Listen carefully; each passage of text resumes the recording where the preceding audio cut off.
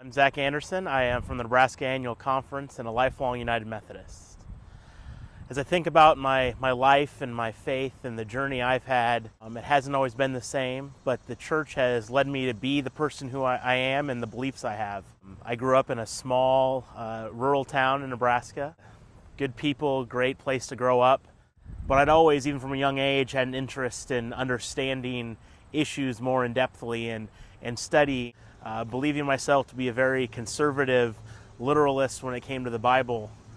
And then the time came when a discussion was being had at a ministry event about homosexuality and whether it was right or wrong or something in between.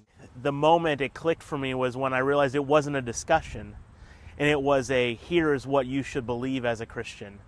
And it wasn't the open and loving God that I'd been told seeks out every person.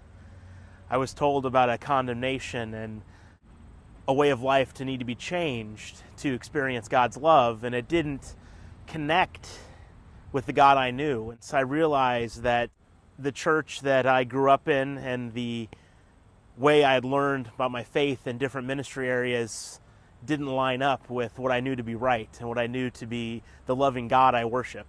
And so I began to realize that social justice and speaking out on issues of LGBT inclusion in the church were integral to my ministry.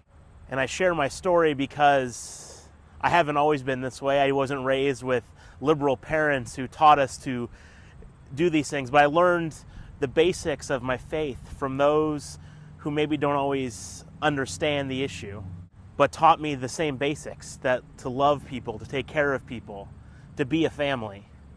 And it's those basic tenets I learned in my small town in Nebraska that carry me forward to speak out and work for an inclusive church and inclusive world.